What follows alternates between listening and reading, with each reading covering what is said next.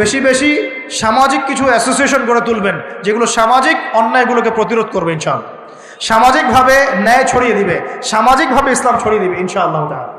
শিক্ষা প্রতিষ্ঠান গড়ে তুলবেন যেখানে জেনারেল এবং ইসলামিক শিক্ষার সমন্বয় থাকবে, আলোকিত প্রজন্ম গড়ে উঠবে ইনশাআল্লাহ তাআলা। এরকম সমাজের অবস্থায় কি আল্লাহর আযাব আসবে না রহমত আসবে? এই হচ্ছে আমাদের সমাজের অবস্থা। এখন কতগুলো বলে শেষ করব। প্রতি ঘরে ঘরে ব্যভিচার ঢুকে পড়েছে, ঘরে ঘরে ব্যভিচার, পরকিয়া ঢুকেছে, পরকিয়া।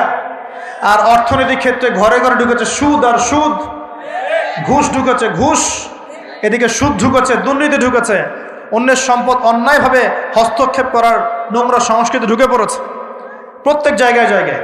আমাদের ইয়াং জেনারেশন নিজেদের ইতিহাস ভুলে গেছে যে আমরা কার উত্তরসূরি। খালেদ বিন ওয়ালিদের নামও তারা জানে না, উমর ইবনুল খাত্তাবের নাম জানে না, তারেক বিন জিয়াদকে চিনে না, মুহাম্মদ বিন কাসিমকে চিনে না। এরা ক্রিস্টিয়ানো রোনাল্ডোকে